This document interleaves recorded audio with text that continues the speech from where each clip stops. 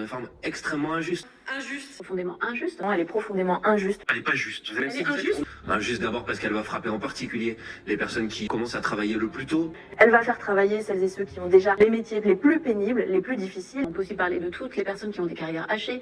On a des arguments, des faits de taille, c'est l'espérance de vie en bonne santé. Un quart des personnes les plus pauvres sont mortes avant 62 ans.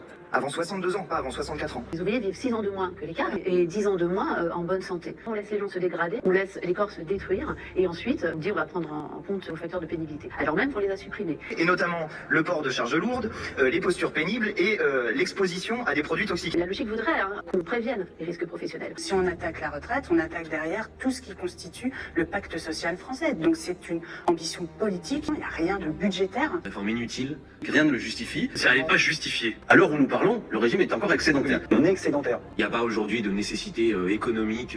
Le rapport du Conseil d'orientation sur les retraites le dit d'ailleurs. Il dit qu'il n'y a pas de dynamique incontrôlée des dépenses de retraite. Ça ne correspond même pas aux différentes projections du Conseil d'orientation des retraites. Là, en ce moment, c'est excédentaire et par la suite, ça se passe plutôt bien.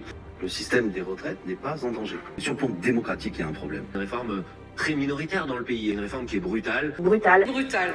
parce que le gouvernement veut la passer en force contre l'avis de la majorité de la population. Comme la majorité des Français, nous y serons opposés. Une majorité de Français et Françaises sont contre cette réforme. Il y a une majorité écrasante de Français qui s'opposent au projet. Le peuple ne veut pas travailler jusqu'à 64, 65 ans. Personne n'en veut.